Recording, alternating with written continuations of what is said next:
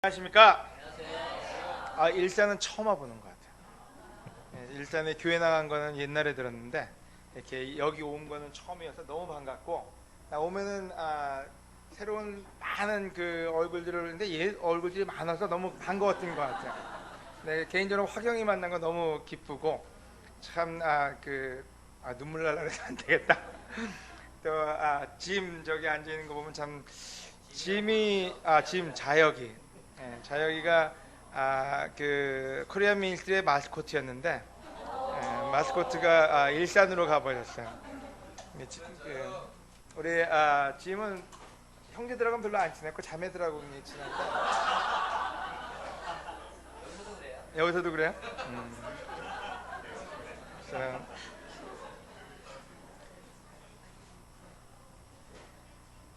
아, 먼저 시작하기 전에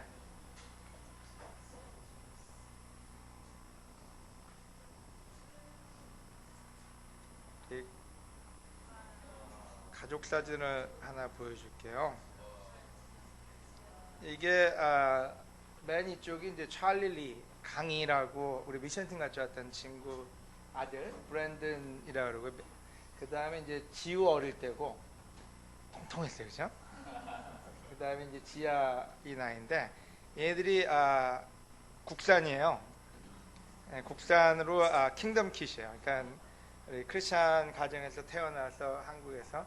근데 지우가 그 21세가 됐어요. 그러니까 우리 한국 교회가 시간이 많이 흘렀다는 얘기예요. 아마 이 중에는 아주 어릴 때 모습을 본 사람도 있을 텐데, 성년이 되는 올해가 만으로 21세가 되니까, 그 다음에 지아는 그 18살이 돼요. 그래서 지우는 지금 대학교 다니고 있고, 지아는 내년에 이제 대학교를 가야 되는. 그래서 옛날에 애기 본 사람도 있을 텐데 많이 성장을 했어요. 또 아내하고 저하고 뭐 다 같이 안 변했다고 얘기하지만 다 같이 변하고 있는 거예요. 이건 아침에 했던 설교니까 이거는 안 할게요. 자, 오늘은 제가 좋아하는 설교를 할게요.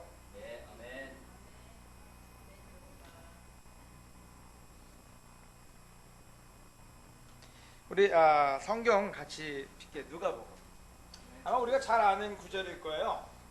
성경 공부할 때 꼭 나오고 또 우리가 늘 많이 사용하는 구절인데요. 누가복음 7장. 이건 아닐 것 같고요. 19장 같이 볼게요. 누가복음 19장.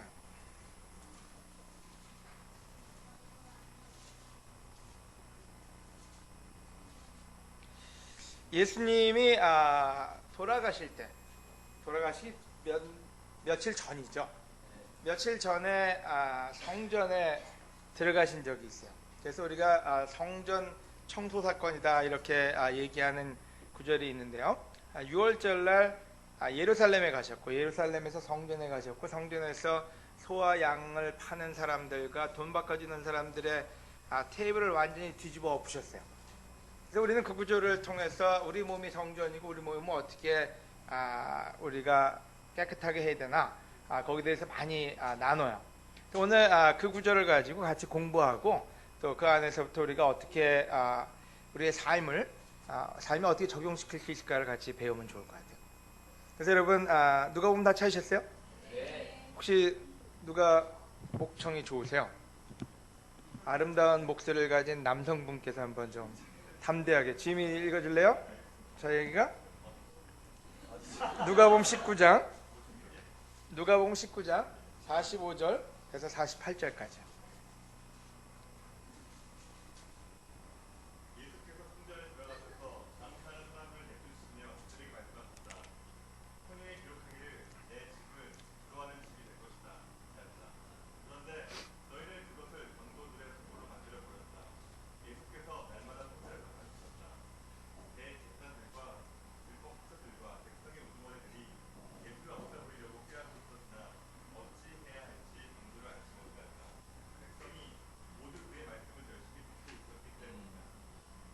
아멘. 감사합니다. 여러분 언제 일어난 사건이에요? 여러분 저는 그 오픈 설교를 하기 때문에 여러분이 입을 여셔야 돼요. 주로 고개를 내리고 계신 분들을 주로 제가 집중적으로 물어보는데 언제요? 청결하게 계신 날. 그 타이틀을 읽지 말고요. 진짜 이 시기가 언제예요?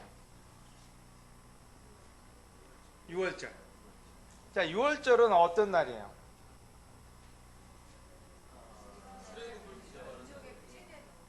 민족의 최대 명절. 또요? 여러분 성경을 볼 때 우리가 중요한 게 있어요. 우리는 한 구절을 읽지만요. 실질적으로 성경에 내포된 내용 굉장히 많아요. 왜냐면 그 당시 사람들은 6월절이 뭔지를 알아요. 그래서 그 6월절에 대한 얘기를 안 해도 설명이 되는데 우리는 아니에요. 우리는 남의 나라 명절이기 때문에 6월절이 뭔지 모르기 때문에 거기에 대한 조금 더 정보를 가져간다면 이해하기가 더 쉬워져요. 또한 한 예를 들어서 여러분 미국에서 일산 그러면 잘 몰라요. 그래서 한국 사람들한테 얘기할 때는 일산에 백석공원에 갔다 그러면 그냥 그 말대로 그 뒤에 있는 배경을 생각할 수가 있는데 미국 사람들은 일산 그러면 그게 테헤란에 있는지 아니면 어딘지 모른다는 얘기예요. 마찬가지로 우리한테 있어 6월절은 남의 나라의 명절이기 때문에 조금 그 지식을 가져갈 필요가 있어요. 또 마찬가지로 그 당시에 어떤 일들이 벌어진지 알기 위해서는 그 당시가 어떤 환경 속에 있었는지를 알면 도움이 좀 돼요. 그래서 성경을 공부할 때 제가 왜 이 얘기를 하냐면요. 우리 모두가 다 나이가 든 크리스찬으로 가고 있잖아요. 그죠? 중년에서 중장년 크리스찬으로 가고 있는 과정에서 성경을 좀 더 깊게 보는 걸 우리가 공부하면은 우리 콰이트 타임이나 우리가 가져가는 더 많은 것들을 건져낼 수가 있을 것 같아요. 6월절 영어로 뭐죠? 패스오버. 영어가 조금 도움이 돼요. 왜요? 패스오버를 나눠서 얘기하면 어떻게 돼요? 패스오버. 그죠? 굉장히 쉬운 단어예요. 6월절 그러면 좀 애매한데 패스하고 오버했다는 말은 우리가 더 이해가 그럼 무슨 뜻이에요? 넘어 지나갔어요. 뭐가요? 죽음의 사자가. 실질적으로 이집트에 있을 때 이스라엘 사람들이 이집트에 있을 때 그 기적을 베푼 맨 마지막 모세가 한 맨 마지막 기적이 패스오버예요. 모든 장자를 다 마자들을 다 죽이겠다 그러는데 양의 피로 문설주에 피를 바르는 그 집만은 패스오버 하겠다고요. 지나간다고 해서 그게 패스오버가 된 거고요. 그것 때문에 이스라엘 민족이 존재할 수가 있었어요. 그게 없었다면 이스라엘 민족은 실질적으로 이집트에 속해서 어디 있는지도 모르는 한 민족이 되어버리고 말았을 거예요. 아주 멸종했을 민족이에요. 하지만 패스오버라는 그 가장 강력한 그 기적과 은혜 때문에 실제로 그들이 다 나와서 자기 민족을 이루고 예수님의 탄생까지 목격할 수 있는 그런 역사를 만들어낸 거예요. 그죠? 그래서 그 당시에 그들한테는 아까 누군가 얘기했지만 가장 큰 명절이에요. 근데 가장 큰 명절인데 그 당시에 예루살렘에 이스라엘 사람들은 디아스포라로 해서 전 세계에 퍼져 살았어요. 그래서 그 당시에도 장사를 잘했던 것 같아요. 그래서 동네방네 퍼져 살다가도 꿈의 도시 예루살렘은 한번 가보고 싶은 도시였어요. 그래서 6월절이 되면 전 세계에 있는 유대인들이 다 몰려들었다 그래요. 그러면 그 당시에 예루살렘은 인구가 몇 명이나 됐을까요? 일산 인구가 몇 명이에요? 아니 미션을 한다면서 일산 인구도 모르고 한단 말이에요? 80만이요? 맞아요? 그 정도 될 것 같아요? 덩달아 가는 저기 우리 김호 목사 좀 문제가 있는 것 같은데.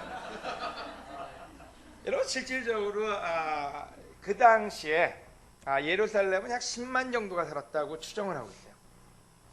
근데 요세푸스라는 사람은 유대인의 그 역사 학자인데요. 그 사람은 얘기하기에 그 당시에 예루살렘에 몰려든 사람의 수가 240만이 넘었을 거라고 추정을 한대요. 10만밖에 안 되는 도시예요. 그래서 많은 학자들은 과장했을 것이다 이렇게 보고 있어요. 그래서 대부분의 사람들은 최소한 10만이 사는 도시에 방문자가 한 10만 명 됐을 거라고 생각을 한대요. 하지만 생각해보세요. 10만 명이 있는 도시에 10만이 더 왔다면 어떤 일들이 벌어질까요? 굉장한 동네 구경거리예요. 근데 그게 20만이면 얼마나 더 큰 일이 벌어지겠어요.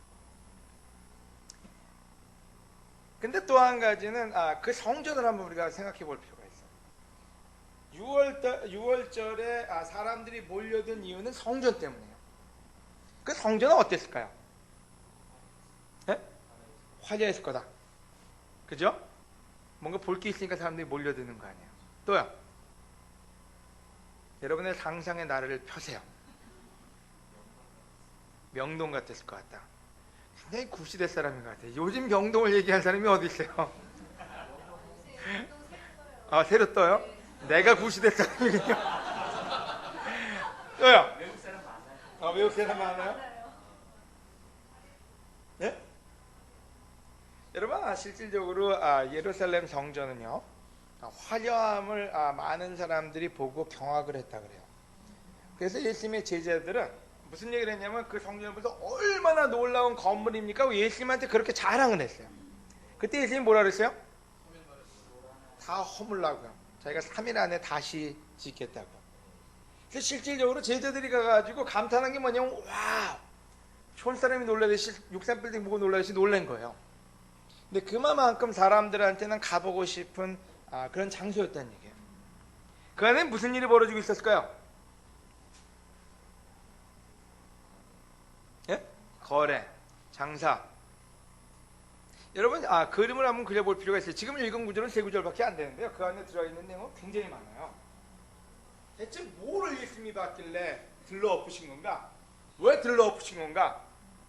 그걸 우리가 생각해 볼 필요가 있어요. 그죠? 자, 뭐가 있었어요? 그 안에는요. 자, 여러분이 읽고 있는 그 구절을 찾아보세요. 자, 윌리 찾기. 동물들, 장사하는 사람들, 돈 바꿔주는 사람, 사기치는 사람. 사기쳤단 말은 안 나오는데 상상의 나래가 펼쳐졌어요. 또요. 신랑이 하는 사람, 강도들. 대체 성전에는 왜 그런 게 있었을까요? 예? 왜 누가 그걸 허용했을까요?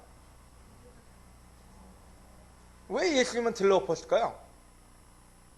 다른 거 가지고 화 안 내시는 분이에요. 가늠한 여자한테도 화낸 적이 없고요. 독사의 자식들한테 독사의 자식한테 들러엎진 않았어요. 그죠? 유일하게 심하게 화내신 부분이 이 구절이에요. 우리를 힘들게 만드는 구절도 이 구절이에요. 우리가 달마가 동쪽에 간 이유가 궁금하잖아요. 예수님이 왜 여기서 화내시는지도 궁금해야 돼요. 어떤 일이 벌어지고 있길래 예수님은 화가 나셨을까요? 질문이에요. 네? 지저분한 모습들, 옳지 않은 일들, 장소가 장소이다 보니까 경건해야 하는데 경건하지 않아서 집이 더럽혀졌으니까. 돈 바꿔주는 사람들이 있었는데 왜 돈 바꿔주는 사람이 있었냐면요, 예루살렘에는 모든 돈이 통용이 됐어요. 그 당시에 로마 돈이든 아니면 이집트 돈이든 해외에서, 왜냐면 전부 다 디아스포라, 그러니까 퍼져 있는 유대인들이 몰려들었기 때문에 자기들이 가져온 돈을 가지고 밖에서 사는데 문제가 없었어요. 하지만 문제가 되는 것이 아니면 성전만 문제가 돼요. 성전에 들어가려면 성전세를 내야 돼요. 내야 되는데 그 성전세는 유대인들만이 쓰는 세겔로만 돈을 내야만 돼요. 그래서 실제로 모든 전국에서 모여든 사람이 딴 돈을 쓰다가 그 성전에 들어가려면 돈을 내고 들어가야 되는데, 돈을 낼 때 꼭 그 나라 돈, 유대인들만 쓰는 돈으로 내지 않으면 하나님한테 바쳐지는 예물이라고 받지를 않았어요. 그래서 거기에 뭐가 있냐면, 지금 달러를 하나로 바꾸려면 환율이 있듯이 환율이 있었는데, 실질적으로 이때 10만 명이 모여드는, 10만 명에서 200만 명이라고 보면 그 사람들이 모여드는 사람들이 다 환전을 한다고, 환전장은 얼마나 돈을 많이 벌까요? 여러분의 국민은행인가 어디서 나간 그 정보가 50원에 팔렸냐, 500원에 팔렸냐, 5만 원에 팔렸냐 얘기했는데, 그 인원수 곱하기 그걸 하면요, 굉장히 많은, 감사합니다, 굉장히 많은 수익을 올렸다는 거예요. 그래서 누군지 모르지만 하여튼 대박 터뜨리고 있는 사람들이 그 성전에 있었어요. 그럼 양하고 소는 왜 팔았을까요? 정결한 예물을 바치기 위해서. 그죠? 그럼 집에서 가져오면 되잖아요. 너무 멀어서요. 그럼 예수님은 그렇게 집에서 가져올 수가 없어서 하나님께 좋은 거 드리려고 거기서 사는데 왜 그걸 들러오셨어요? 실질적으로 성전에는 빈손으로 오지 말라는 우리가 구약 구절로 알아요. 하나님께 올 때 빈손으로 오죠. 헌금 하셔야 돼요. 빈손으로 오지 말아요. 나 직업이 없는데. 여러분, 직업이 없어도 뭔가는 하나님께 드릴 수 있는 마음의 준비를 하셔야 돼요. 빈손으로 나타나지 말아요. 그죠? 그래서 그 사람들은 특별히 6월절 빈손으로 오는 건 말이 안 돼요. 그래서 뭔가를 바쳐야 되는데 주로 비둘기나 소, 양이나 소를 주로 바쳤어요. 근데 돈 있는 사람은 소를 바쳤고요. 돈이 없으면 양이나 비둘기나 이렇게 바쳤어요. 비둘기는 잘 모르겠어요. 비둘기는 안 나왔죠? 날아가는 건 보이는데. 바로 그것 때문에 거기서 파는 사람이 있었는데 멀리서 온 사람은 멀리서는 못 가져왔는데요. 또 중요한 거는 가까이서 온 사람도 가져와도 못 바치는 경우가 다반사였어요. 왜냐하면 정결한 것만 바쳐야 되기 때문에 말라기에 나오는 것처럼 병들고 뭐가 이슈가 있으면 문제가 있으면은 성전에서 들어갈 때 검사를 해요. 그래서 그 재물이 온전한지요. 근데 멀리서 비행기 타고 온 것도 아니고 마차로 걸어온 동물이 얼마나 깨끗하겠어요. 그러면 거기서 리젝트를 먹으면 거기서 새로 사야 돼요. 근데 문제는 그 가격이 시장가의 15배가 넘었대요. 자, 누군지 모르지만 하여튼 대박 치는 거예요. 물론 요세푸스에 의하면 그 당시에 소모된 양의 수가 몇백만이 넘었다고 얘기하니까 그것도 과장법이 있는 것 같은데요. 그 환산법에 의해서 얼마나 많은 사람이 그 도시에 왔을까를 환산을 한 거예요. 그러니까 실질적으로 그 안에서 장사하는 사람은 누군지 모르지만 엄청난 떼부자예요. 근데 요세푸스에 의하면은 그 장터의 대장은 안나스였다고 얘기를 해요. 안나스가 누군지 아는 사람이에요. 안나스는 자식이 6이 있었는데요. 5명이 다 제사장이에요. 물론 제사장 집안이 제사장을 하게 돼 있어요. 레위 지파가 다 하게 돼 있기 때문에. 그리고 난 다음에 딸이 한 명인데 딸은 가이바의 와이프였어요. 그럼 제사장 5명의 딸은 정권을 가지고 있는 것의 와이프다 보니까 실질적으로 그 성전에 있는 모든 장사는 그 사람 소관이었다 그래요. 그러니까 엄청난 마피아 조직이었다고 비교를 해도 과언이 아니라는 얘기죠. 그 상태에서 사람들은 왔어요. 사람들은 오면은 놀랄 수밖에 없어요. 첫째는 아름다운 성전에 놀랬고요. 둘째는 사람 수에 놀랬고요. 사람들이 너무나 많이 왔기 때문에. 그 다음에 그 당시에 6월절에는 그 날에는 전부 다 하얀 옷을 입어요. 그 성전에는 성전을 섬기는 제사장들이 있었어요. 그러니까 종교인들이죠. 제사장에 섬기는 사람을 뭐라 그러죠? 어떤 절차로 한다고 여러분 기억나요 혹시? 성경에서 레위 지파 속에서 나오는 대표적인 인물이 누구예요? 요한의 아빠요. 세례 요한이요. 사가랴 반열에 그래서 그 봉사하는 그 중에 잉태했다고 나오거든요. 실질적으로 성전을 지키는 일은 레위 지파부터 시작돼 가지고 나오는데요. 24반열이라는 그 조가 나눠져 있어요. 그 조는 1년에 한 주씩 2주를 거기서 봉사를 하게 돼 있어요. 그래서 그 한 조가 약 한 800명 정도 됐다 그래요. 그럼 800명이라는 사람이 일주일은 우리 군대 가듯이 그 성전에 가서 성전 그 소검사하는 사람, 양검사하는 사람 이런 역할들을 다 한 거예요. 그 다음에 뭐 불 지피고 그 다음에 어떤 카운셀링도 하고 그 모든 역할을 그들이 하는데 그날만 6월절만 24년 그 전체가 다 봉사를 해야만 됐대요. 왜냐하면 너무나 많은 사람이 오기 때문에 그날은 가장 큰 명제에서 모든 제사장들이 다 거기서 그걸 봉사로 오는 거예요. 하얀 옷을 입고요. 그러면 몇 명이에요? 800명 곱하기 24하면 몇 명인지 계산은 안 할게요. 근데 하얀 옷을 입고 그것도 가장 깨끗한 옷을 입고 그 성전에 다 왔다 갔다 한다면 얼마나 거룩할까요? 그 다음에 제사장들, 대제사장들은 가장 놀라운 옷과 가장 근엄한 모습으로 그곳을 곳곳을 돌아다니면서 사람들을 마중하고 또 얘기한다면 얼마나 구경거리가 많을까요? 여러분 그림이 좀 그려져요? 또 한 가지 그 당시에 로마 군병들이에요. 가장 많이 모이기 때문에 로마의 식민지였던 그 유대 땅은요, 로마 군병들이 곳곳에 다들 옷을 입고 감시를 철저히 해야만 했어요. 그래서 그 당시에 헤롯 궁전이 있는데 헤롯 궁전은 예루살렘 궁전보다는 좀 더 위에 있었고요. 거기서는 그 성전을 잘 관찰할 수 있는 위치에 있었다 그래요. 그래서 실질적으로 그 안에서 어떤 일이 일어나는지 폭동이 일어나지는 않을까, 또한 로마에게 반기를 들지 않을까 해서 많은 군병들을 포진시킬 수밖에 없었던 거죠. 대체 지금의 예루살렘은 어딜까요? 그 당시의 예루살렘은 2000년 전에는 예루살렘의 그 성전이었어요. 지금 1세의 예루살렘은 어디예요? 제가 믿기로는 여기가 예루살렘이라고 믿어요. 성전은 어디 있어요? 행진동에 있어요. 자, 그렇다면은 예수님이 오늘 여기 들어오신다면 어떻게 하실까요? 우리가 배운 대로라면 성전은 우리 마음이고 우리 자신이라 그랬어요. 계시록에 보면은 주님이 두드리신다 그랬어요. 문을 열라고요. 그래서 동고동락하자고 계시록에 나와 있어요. 그죠? 자, 예수님이 여러분의 마음의 문을 열었어요. 그 안에 들어갈 때 예수님은 대체 어떻게 하실까요?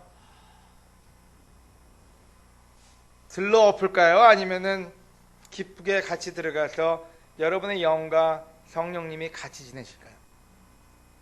오늘 우리의 바이블 쪽을 한번 생각해 보면 좋을 것 같아요. 우리 패밀리 그룹. 우리 패밀리 그룹도 가족이고요. 성전이에요. 자, 예수님이 오늘 내 패밀리 그룹에 내 바이블 톡에 성령 공부 모임에 오신다면 예수님은 어떻게 반응할까요? 저는 답이 없어요. 여러분 생각하세요?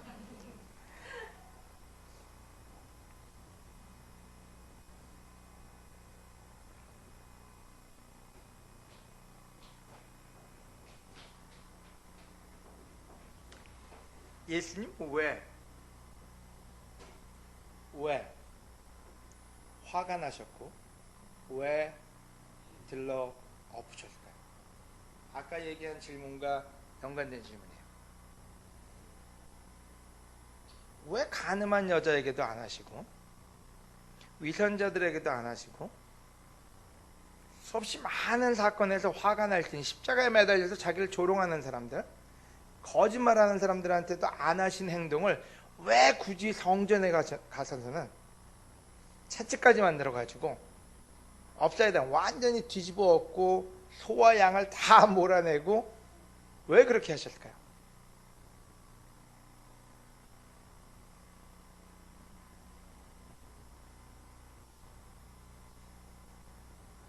여러분 불안하죠? 여러분 솔직히 한번 생각해 보세요. 왜 예수님은 다른 데서 안 하신 일을 여기서 하셨을까? 예? 더럽히는 것 같아서. 예수님이 화가 날 때 우리가 경각심을 가질 필요가 있어요. 이건 뭐 영화에 나오는 한 장면인데요. 실질적으로 굉장히 옷들도 잘 입고 있고 비둘기도 날고 여기 소도 있고 양도 있어요. 실질적으로 그냥 상상하는데 도움이 되라고 해놨어요. 자, 여기서 본문에 들어가세요. 예수님이 뭐라 그러셨어요? 본문 보세요. 여러분 성경책 보세요. 자, 다른 말에 의하면요, 내 아버지의 집은 첫 번째 포인트예요. 내 아버지의 집은, 여러분 아버지의 집엔 누가 있어야 돼요? 아버지의 집엔 아버지가 계셔야 돼요. 하나님의 집에는 누가 있어야 돼요? 하나님이 계셔야 돼요. 여러분, 집에 아버지가 있는 거하고 없는 건 큰 차이가 있어요. 어떤 차이가 있어요? 권위가 있고 없고, 질서가 있고 없고. 자, 여러분의 아이들을 생각해 보세요. 결혼하고 아이가 있는 분 손 들어 보실래요? 여러분이 없을 때 아이들은 어떻게 할까요? 예? 안 봐서 몰라요? 좋아한다.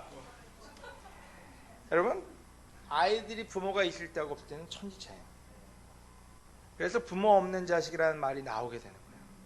그건 욕을 하기 위해서 나오는 게 아니라 부모가 없을 때는 아이들이 성장하는 과정이 실질적으로 부모 앞에서 성장하는 건 틀려요. 술을 배워도 부모 앞에서 배운 사람하고 밖에서 배운 사람은 틀리대요. 저는 부모 앞에서 배웠어요. 왜요? 버릇없이 행동할 수가 없어요. 예수님은 하나님의 집에 갔는데 아버지가 안 계셨어요. 아버지를 찾아볼 수가 없었어요.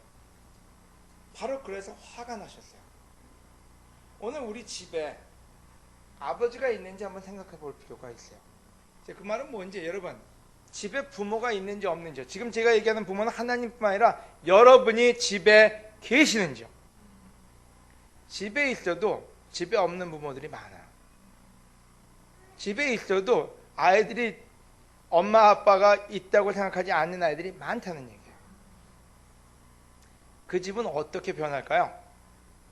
여러분 상상에 맡길게요. 놀라운 건물에 가려진 하나님의 나라예요. 여러분, 사람들이 가가지고요, 제자들이 갔어요. 제자들이 가가지고 다른 그 성경 구절에 보면 무슨 얘기를 하냐면요, 와, 하나님이 계셔서 너무 좋다, 이런 말이 나온 게 아니라 이 건물 너무 놀랍죠? 건물 때문에 하나님이 보이질 않았어요. 우리가 때로는 교회 와서 찬양도 좋고 여러 가지 프레젠테이션도 좋고 사람들의 얼굴도 좋고 다 좋은데 문제는 하나님을 볼 수 없다면 좋은 건 아무것도 없어요.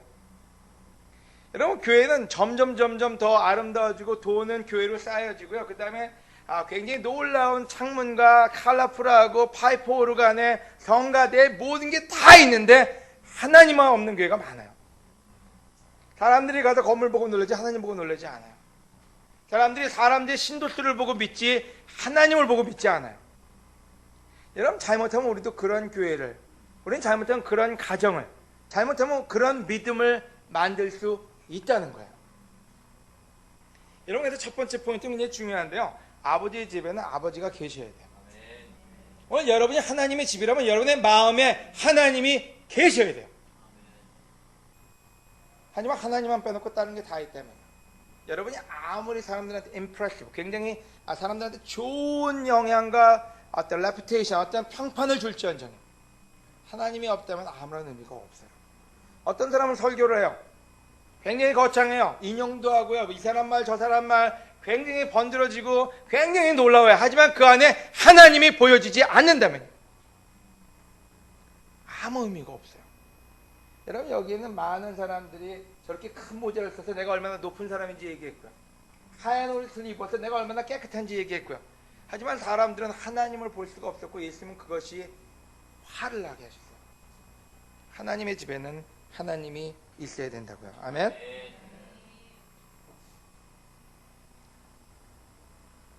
그 다음에 뭐라 그러셨어요?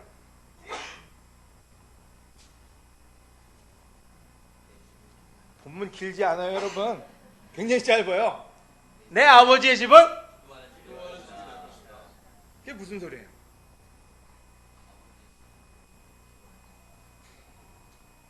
참 여러분 힘들겠어요. 굉장히 당연한 걸 계속 물어보니까, 그죠? 기도 뭐예요?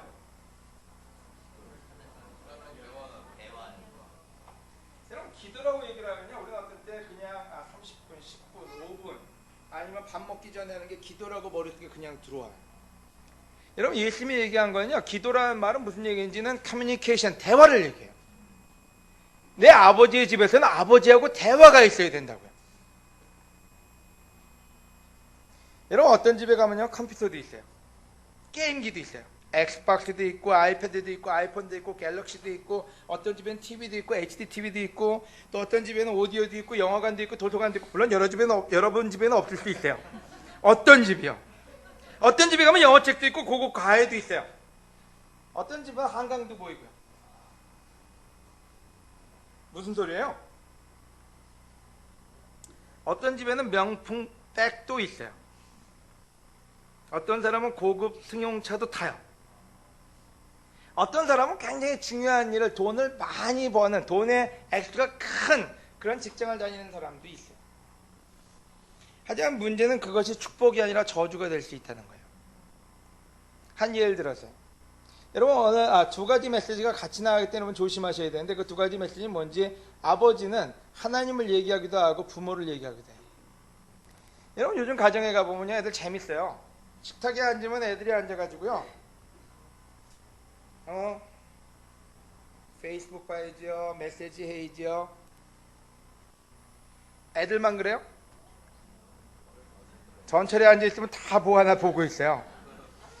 차를 타면요, 집에 가면 엑스박스도 있고 또 게임기도 있고 닌텐도도 있고 실질적으로 다 있는데 뭐가 없냐면 대화가 없어요. 너무 많아서 하나님은 없어요. 하나님이 쓸 자리도, 하나님하고 대화할 시간도 없다는 얘기예요. 여러분 부모가 없는 집이 어떤 집이냐면요, 부모가 없는 게 아니라 부모랑 대화가 없는 집이 부모가 없는 집이에요. 나 애들하고 하루 종일 지내는데요, 우리 엄마들의 주로 얘기가 그래요. 난 이제 하루 종일 지긋지긋해요. 하루 종일 대화는 얼마나 하시나요? 우리가 얘기하는 데는 뭐예요? 밥 먹었니? 학교 갔다 왔니? 너 숙제했니? 왜 안 하니? 내일 학교 갈 가방은 쌌니? 그게 대화가 아니거든요. 우리가 때는 하나님하고 기도할 때도요, 하나님 오늘 뭐 밥 주셔서 감사하고요, 오늘 뭐 이것도 해주시고 저것도 해주시고 승진도 해주시고, 그게 대화가 아니라, 대화라는 말은요, 부모가 생각하는 게 자식이 이해할 수 있어야 되고 자식이 생각하는 게 부모가 이해할 수 있는 게 대화예요. 대화는 우리가 한마디 던졌다는 게 대화가 아니에요. 그거는 그냥 던진 거지, 대화라는 거는 뜻을 이해하고 받아줄 수 있는, 이해할 수 있는 그 레벨이 되는 게 대화예요. 여러분 하나님은, 예수님은 우리가 하나님 집에서 하나님하고 진정한 대화가 있고, 하나님의 뜻이 뭔지 알아야 돼요. 하나님이 진짜 나한테 원하는 게 무엇이고 내가 어떤 길로 어떻게 살아야 되는지를 알아야 된다는 얘기예요. 하나님이 내 마음을 아셔야 돼요. 그게 대화예요. 근데 때로는 우리가 하나님 집에 있지만 아버지하고 동떨어져 살 때가 너무 많아요. 우리 가정에 우리가 어떤 때 아이들하고 늘 시간 보내는데 아이들하고 대화가 안 되는 집이 많아요. 여러분 제가 100% 장담하는데요, 아이들과 대화가 없는 집은 아이들이 자유롭게 자랍니다. 그 자유로움은 여러분의 상상에 맡길게요. 나중엔 여러분이 들어가고 싶어도 들어갈 수 없는 아이가 되어버리고 말아요. 딴 말로 하면 부모 없는 자식이 된다는 얘기예요. 부모 있는데요?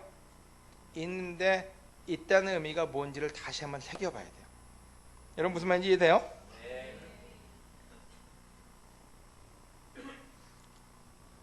기독교는 기도에 대해서 얘기하지만 기도는 종교적인 행위가 아니에요. 우리가 기도가, 물론 영 크리스찬이 5분 10분 기도하는 거 우리가 권장해요.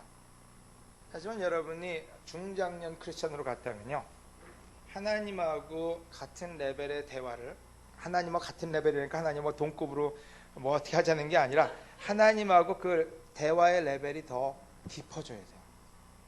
그래서 하나님이 얘기하는 Seek His Kingdom first, 그의 나라와 의를 먼저 구하라고. 여러분 우리 기도할 때 여러분 의를 구해요?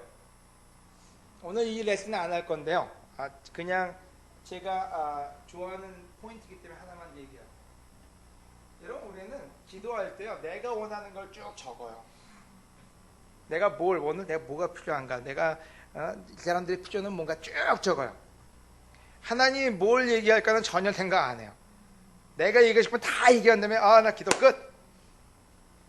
하나님한테 얘기를 들을 시간도 마음도 없어요. 내가 얘기하는 것만 다 얘기하면 돼요. 주로 그렇게 만약에 남편이 아니면 아내가 서로에게 대화를 했다면 어떻게 할까요? 어떤 일이 벌어질까요? 남편이 와가지고 내가 필요한 거 쫙 적어가지고 와이프한테 이거 해줘. 그러고 난 다음에 와이프가 얘기하려니까 문 닫고 나가버려요. 그럼 어떤 일이 벌어져요? 그리고 남편이 나가가지고 얘기를 해요. 난 대화하고 나왔어. 그건 대화가 아니라 일방적으로 얘기한 거예요. 여러분 성경은요, 신기하게도 하나님의 뜻을 먼저 찾으라 그랬지 우리 뜻을 관철시키라고 얘기를 하진 않았어요.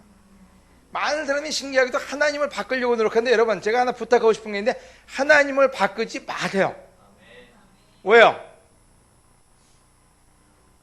여러분 신기하게 우리는 하나님을 바꾸는 저도 기도에 대해서 굉장히 많이 배우고 있어요. 그 배우는 것 중에 하나가 뭐냐면 제가 옛날에 알았던 그 기도는요 하나님의 마음을 움직여서 하나님을 바꾸자가 기도였어요. 근데 생각해보니까 굉장히 멍청한 일이더라고요. 여러분 하나님 계획이 훨씬 더 원대하거든요. 근데 내 계획으로 바꿔보자는 그 노력이 얼마나 한심한가를 생각해보세요. 하나님 우리한테 수없이 많은 복을 주고 싶어서 계획을 다 짜놨어요.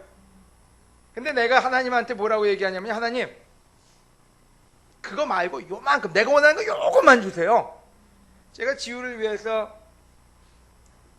그렇게 돈은 없지만 1억을 준비했다고 생각해봅시다. 지우가 이제 몇 살 되면 내가 1억을 적금을 뒀다 줘야지. 근데 지우는 전혀 그건 생각도 안 하고 지금 당장 100만 원만 있으면 아주 소원이 없겠어요. 그래서 아빠한테 와서 계속 제가 얘기를 하는데 얘기는 하나도 안 들어요. 100만 원만 주시면 제가 모든 일을 다 하겠습니다. 시키는 건 다 할게요. 제발 아버지 마음을 바꿔주세요. 100만 원만 주세요. 1억을 준비하고 주려고 그러는데 계속 제 마음을 바꾸려고 노력하고 매일 와서 그 소리만 하고 가요. 그래? 그래 그럼 이것만 가져. 여러분 얼마나 한심해요. 하나님의 계획은 우리보다 훨씬 나아요. 근데 왜 우리 계획으로 하나님 계획을 바꾸려고 노력을 해요? 하나님 계획이 뭔지를 찾는 게 더 낫지 않아요? 그리고 하나님 계획에 우리가 surrender 완전히 복종하는 게 낫지 않아요? 하나님이 시키는 대로 그 복을 받는 게 낫지 하나님을 바꿔서 내가 만든 복을 찾는 것만큼 어리석은 일이 어디 있냐는 거예요. 예수님은 그래서 눈물로 순종하셨다 그랬어요. 여러분 기도는 하나님의 뜻을 듣기 위해서 노력하는 것이지 우리 뜻을 하나님께 관철시키는 시간이 아니라는 얘기예요. 그래서 여러분 예수님 얘기가 아버지 집에서는 기도하는 집이지 거기서 다른 걸로 가득 채우지 말라고요. 다른 게 뭐였는지는 예수님이 놀랍게도요. 그게 뭔지도 얘기 안 하고 그냥 쓸어버리셨어요. 그럼 뭐가 남아요? 쓸어버리면 아무것도 안 남아요. 다 쓸어버렸으니까요. 그럼 얼마나 황량해요. 그럼 왜 성전을 그렇게 해요? 여러분 한번 생각해보세요. 여기서 다 쓸어버렸어요. 뭐 이거 저거 다 갖다 버렸어요. 그럼 여기 뭐 남아요? 아무것도 안 남아요. 그럼 뭐가 남아요? 나하고 하나님밖에 안 남아요. 예수님이 원하는 게 그거였어요. 나하고 하나님밖에 남지 않는 거예요. 여러분 저는 예수님이 왜 산으로 들로 다 하셨나 궁금했어요. 그래서 제가 놀러 갈 때는 꼭 그거를 이유를 들어서 가요. 제가 요세미티나 산에 가는 거 캠핑하는 거 너무 좋아하거든요. 겨울산 가서 자고 오는 거 좋아하는데 사람들이 전부 춥다고 뭐라 그래요. 저희 와이프가 굉장히 힘들어요. 예수님을 본받기 위해서 내가 간다고. 물론 제가 좋아서 가는 거예요. 근데 왜 예수님이 산과 들로 밤에 새벽에 다니셨을까요? 여러분 저는 이유가 여기 있다고 생각해요. 이 세상에는 보이는 게 너무 많아요. HD, TV, LED, 화질 너무 좋아졌어요. 그죠? 요즘은 카메라로 찍든지 뭐로 찍든지 화질이 너무 좋아요. 밖에 나가면 오늘도 여기 차 타고 오는데 스카이라인이 너무 멋있어졌더라고요. 건물마다 이렇게 불들 쫙쫙쫙 붙여놓고 다리마다 불들이 있고 너무 볼 게 많아서 하나님이 안 보여요. 집에 가면 너무 가진 게 많아요. 엑스박스도 있고 뭐도 있고 다 있어가지고 애들도 그렇고 다들 너무나 많은 거에 빠져 있어서 하나님이 있을 자리가 없어요. 근데 재밌게도 여기 왔을 때 누가 지우한테 선물 하나 줬어요. 그 준 선물이 뭔지는 노이즈 캔, 그러니까 그 소음을 없애는 헤드폰. 그 보스걸 하나 누가 선물해 줬는데 그게 참 재밌어요. 비행기에서 그거를 딱 틀면요 소음이 확 가셔요. 그 다음에 음악에 나오는 그 하나하나가 캐치가 돼요. 하나님하고 대화가 그렇게 됐으면 좋겠어요. 너무나 많은 게 우리 귀에, 우리 마음속에 가득 차 있어요. 그래서 하나님의 목소리가 들리기보다는 사람이 먼저 보이고요. 물건이 먼저 보이고요. 그래서 나중에 하나님하고 시간 찾으려면 찾을 시간도 없어요. 여러분, 예수님은 딴 건 화 안 내셨는데 그거는 화내셨어요. 그 얘기는 우리가 심각하게 들어야 된다는 얘기예요. 아멘? 그 다음에 뭐라 그랬어요? 이거 왜 그렇게 얘기를 했어요? 아버지의 집, 기도하는 집 다 좋은데 그 다음에 뭐라 그러냐면 강도의 속을 내요. 거룩한 성전에 가셨어요. 거룩한 제사장들 앞에서. 뭐가 강도의 속이라는 얘기예요? 여러분, 제사장, 아나나스라든지 제사장들 또 거기 있는 많은 사람들의 마음속에 뭐가 있어요? 겉으로는 좀 더 돈을 벌까? 겉으로는 남들보다 위치가 더 높고 존경을 더 많이 받고 수없이 많은 게 가득 찼을 때 예수님이 뭐라고 했냐면 너의 마음에 강도의 속으로 되어버리고 말았다고요. 여러분, 이 사람들 욕할 일이 아니라 우리가 항상 우리 템테이션이 있어요. 그럼 직장 가면 좀 더 벌어야 되지 않겠어요? 그래, 좀 더 좋은, 좀 더 나은 삶을 살지 않겠어요? 우리가 어떤 때 위치고 뭐고 실제로 하나님께 맡기기보다는 우리 걱정이 너무 가득 차다 보니까 일단 요거 잘 되면, 요거 조금 풀리면 그때 하나님하고 좀 더 좋은 시간도 보낼 수 있지 않을까 희망과 꿈을 가져요. 예수님이 얘기가 그래서 강도의 소굴이 돼버리고 말았다고. 여러분, 이들을 생각하지 말고 우리를 볼 필요가 있어요. 어때는 제 마음도 강도의 소굴이에요. 너무나 많은 게 너무나 컨트롤하다 보니까 하나님이 들어갈 수 있는 스페이스가 없는 거예요. 얘들은 궁금했어요. 대체 그게 무슨 소린가요? 그래서 오늘 세 가지 포인트를 얘기했는데 또 다른 세 가지 포인트로 결론을 짓고 끝낼게요. 이거 속임수 같아요. 그죠? 세 개 다 해놓고 또 한대요. 결론은 6개 포인트라는 얘기인데 6개는 아니고요. 자, 간단히 정리하면요. 하나님의 집에 성전에, 예루살렘 성전에 여기 보면요. 다 있고 있어야 될 거 한 가지만 없었어요. 하나님이요. 자, 오늘 우리 집, 오늘 우리 성경 공부 모임, 우리 교회, 우리 개인의 마음속에 여러분 뭐가 있는지 한번 확인해 봅시다. 다 있는데 걱정도 있고 근심도 있고 욕심도 있고 다 있는데 하나님만 빠져 있지는 않은지요. 여러분, 대화에서 나와요. 어떤 데 믿음이 없어요. 뭐 이것도 되고 저것도. 어떤 데는 다 걱정도 있고 다 있는데 하나님에 대한 믿음이 없다 보니까 삶이 쉽지가 않아요. 다 갖다 버리고 하나님을 모시는 게 훨씬 낫다는 거예요. 아멘? 여러분, 아무리 아름다워도요, 아무리 놀라워도 하나님이 계신 게 나아요. 2014년에 어떤 집을 만들 거냐? 2014년 올해 이 교회는 어떤 교회가 되어야 될 거냐? 2014년 우리 개인 어떤 사람이 될 것이냐? 예수님이 얘기하기를 하나님의 집을 만들라고요. 아멘? 자, 첫 번째, 프랙티컬한 포인트. 우리 청소합시다. 어떤 청소? 여러분, 교회건, 여러분, 교회 아름다운 찬양 좋은 거예요. 그죠? 카운셀링도 좋아요. 인테리어도 좋고 파워포인트 좋고 다 좋은데요. 자, 그거가 제일 중요하냐? 아니요. 하나님 말씀이 중요해요. 만약에 불필요한 거, 그렇다고 해서 여러분 파워포인트 이거 다 때려부시는 것도 아니고 성가대 다 물리라는 소리가 아니라 가장 클리어하게, 만약에 그게 방해되면 치우세요. 지우지야 저하고 아내하고 룰이 있어요. 그 룰은 뭔지, 아이들이 부모하고 또 가족하고 친구하고 있을 때는 게임기든 전화기든 다 안 돼요. 왜냐면 그게 대화를 막기 때문에. 여러분 가정에서 만약에 그걸 허용하고 있다면요, 여러분은 여러분 스스로도 그 테두리에 빠지고 있는 거예요. 애들한테 게임기 주는 게 제일 편해요. 그러면 엄마 방해 안 해요. 그러면 아이들은 커가면서 뭘 배우냐면 게임하고 대화하는 법을 배우지 부모하고 대화하는 법을 배우지 않아요. 하나님 집도 마찬가지고 우리 가정도 마찬가지예요. 여러분, 지금은 가진 게 저주가 돼버리고 많은 세상이에요. 만약에 대화를 끊어버리는 게 있다면 치우세요. 아내하고 남편하고요. 대화를 막는 게 있다면 뭐든지 여러분 최선의 노력을 다해서 치우세요. 청소하세요. 왜요? 아내하고 남편이 대화하는 게 어떤 것보다도 나아요. 신문을 보는 것보다도 낫고 TV를 보는 것보다 낫고 뭘 하는 것보다 아내와 남편이 대화로 서로의 마음과 의지와 뜻과 사랑을 이해하는 게 훨씬 낫다는 거예요. 이게 훨씬 좋은 가정을 만들고 아름다운 여러분의 미래와 자녀 교육을 할 수가 있어요. 아멘? 빌립보서에서 얘기했어요. 아무 걱정하지 말라고요. 갈라디아서에서 얘기했어요. 성령으로 시작했다가 왜 자기 노력으로 끝내느냐고요.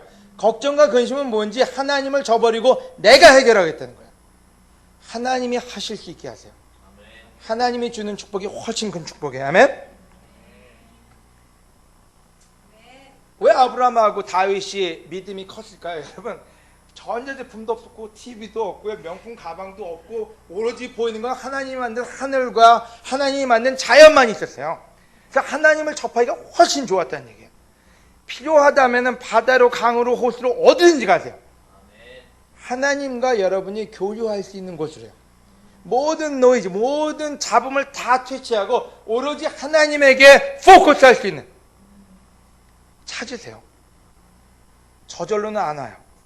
대한민국, 특별히 서울 땅 일산에서는요, 절대로 여러분이 찾지 않으면 그런 공간은 없어요. 나가면 보이는 게 현란하고요, 틀면은 들리는 게 모두가 우리 마음속에 들어오게 돼 있어요. 여러분이 차단하지 않으면 절대로 그 환경은 주어지지 않아요. 아멘? 두 번째, 말씀으로 채우자. 여러분, 놀랍게도 이 구절에 보면요, 뭐라고 나오냐면요, 다 치우고 난 다음에 예수님이 뭐 하셨대요? 신기하게요, 치우고 난 다음에 사람들이 죽이려고 지금 혼란이 돼 있거든요. 여러분, 예수님이 왜 돌아가셨냐면 이것 때문에 돌아가신 거예요. 왜 누가 죽였냐면 안나스와 그 당시 제사장들이 자기의 이권을 뒤집어 엎은 예수님을 죽이기로 결심했어요.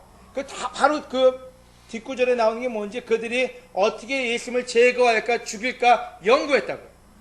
이것 때문에 돌아가신 거예요. 이거 하고 난 다음에 걱정하시게 될 예수님이 뭐 하셨냐면, 다 치우고 난 다음에 거기다가 뭐를 심으셨냐면요, 말씀을 심으셨어요. 영어로 뭐라고 얘기했는지, every day, 매일. He was teaching at the temple. 매일매일 거기다가 말씀을 가르치셨다고요. 모든 거 다 치워버렸네. 재물도 필요 없고 이것도 필요 없고 다 치워버리고 난 다음에, 자, 하나님의 집에 왔으면 하나님의 말씀을 들으라고요.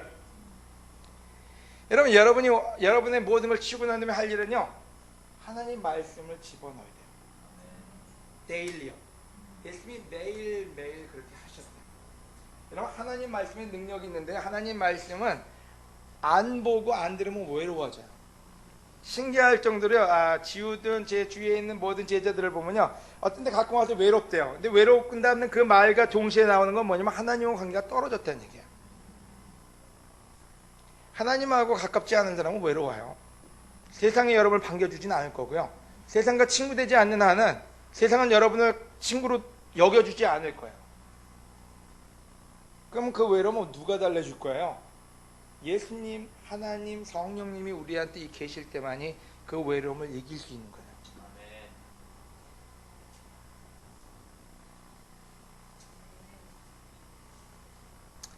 바로 그 다음 구절은 얘기하기를, 사람들은 예수님을 죽일 생각만 했다고. 그렇게 예수님이 가르쳤으면 그걸 들어야 되는데 그게 싫었어요. 말씀이 들어오는 것보다는 계속해서 세상 것을 채우고 싶었어요. 그래서 세 번째 포인트는 기도하는 집을 만들자고요. 하나님과 대화하는 집을 만들자고요. 안나스의 장터를 만들지 말고 대화하는, 하나님의 뜻을, 하나님의 말씀을 따라 사는 가정을 만들자고요. 여러분, 돈도 벌고 다 해야 되는데요, 여러분이 돈 벌고 싶다고 돈이 벌어지면 얼마나 좋겠어요. 저도 그랬으면 참 좋겠어요. 그럼 우리는 할 수 있는 일만 하지 그 이상의 것은 하나님께 맡겨있대요. 여러분, 우리가 돈 버는 거 하지 말라는 소리도 아니고, 여러분 착실하게 사셔야 돼요. 그 이상의 것은 하나님한테 맡기고요, 우리는 하나님 말씀을 따라 살아야 돼요. 여러분, 아이들 키우는 거 생각해보니 아이들이 여러분 뜻대로만 되지면 얼마나 좋아요. 거기에 친구도 있다는데 엄마 뜻대로 해서 얼마나 쉽는지 알죠? 그죠? 쉽지 않아요. 아이들이 여러분 뜻대로 변해줄 수 있다면 얼마나 좋아요. 근데 내가 한 가지 비밀을 알려드릴게요. 절대로 여러분 뜻대로 되지는 않아요. 제가 키워봐서 하는데요, 절대로 쉽지 않아요. 지호나 지아를 키우면서 쉽지 않은 시간이 많았어요. 첫째는 내가 핸들할 수 없다고 느낄 때가 많았어요. 저는 남자인데도요, 많이 울어요. 와이프하고 싸우면 울어요. 왜요? 와이프한테 화는 못 내니까, 화내면 하나님한테 벌 받을 거 아니까. 왜 와이프하고 화가 나고 싸우면 왜 우냐면요, 능력이 부족하기 때문에 그래요. 와이프 하나 기쁘게 해줄 수 없는 사람인데 그 얼마나 무능해요. 그리고 거기서 프러스트레이트 되는데요. 그럼 나가서 울어요. 어디 가서 우냐면 창문 보고 울어요. 근데 울 때 누구한테 울어요? 하나님한테 울 수밖에 없어요. 하나님, 내 능력이 너무 부족하다고요. 그러면 답은 어디 있어요? 답 없어요. 그냥 말씀대로 그대로 사는 것밖에 없어요. 근데 그게 안 될 것 같은데 그게 기적을 만들어요. 지우지혜를 키우면서도 어떤 때는 울 때가 많아요. 답이 없어요. 애들이 마음대로만 들어주면 얼마나, 천사 같은 애들만 있으면 얼마나 좋아요. 근데 왜 애들은 다 천사가 아니래요? 우리 어릴 땐 다 천사인 줄 알았잖아요. 호르몬이 어디서 어디로 왔다 갔다 하는지 여러분 상상을 초월할 정도로 왔다 갔다 해요. 근데 그게 아이들이고 26세 되기 전까지는 그렇대요.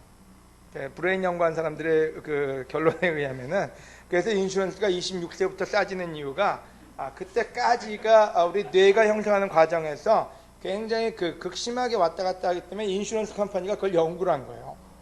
그래서 그거 지나가면은 그다음부터 싸지는 이유는 스테이블해진다는 얘기예요. 그래서 이쪽에 있을 땐 괜찮은데 이쪽으로 가버리면요, 부모들이 어떤 현상이 일어나면 부모가 죄를 짓게 돼요. 같이 싸워야 되고 같이 거기서 죄인이 돼버리고 말아요. 하여튼 마찬가지로 하나님은 우리가 환경에 지배받기를 원하지 않고 성경에 지배받기를 원하세요. 환경에 지배받는 사람들은 덩달아 세상과 춤출 수밖에 없어요. 여러분, 환경은 어차피 변할 거고요, 아이들의 마음도 어차피 변할 거예요. 여러분이 할 수 있는 유일한 일은 성경 따라 사는 일밖에 없어요. 살아본 사람은 그게 믿음으로 변해요. 살아봤기 때문에, 어떤 환경에서든지 그 말씀대로 따라 살아봤기 때문에 믿음이 더 커져요. 하지만 환경 따라 춤춘 사람들은 믿음이 생기지 않아요. 그래서 언젠가는 사라져버릴 믿음으로 남아버리고 마는 거예요. 그래서 오늘 여러분에게 권합니다. 여러분, 성전을 청소하시고요, 마음이든 집안이든 뭐든 대화가 있는 집, 하나님하고 부모하고 대화가 있는 가정을 만드세요. 아멘? 기도하는 집, 하나님한테 기도하고 하나님 방법에 surrender, 순종하는, 하나님이 주는 게, 하나님이 만드신 계획이 더 완전하다는 걸 믿으세요. 하나님을 바꾸려고 하지 말고 여러분이 바뀌세요. 하나님을 어떻게든지 바꿔서 여러분이 원하는 걸 쟁취하려고 하지 말고 여러분이 변해서 하나님이 주는 축복을 받는 사람이 되시기를 권하면서 오늘 메시지를 마칩니다.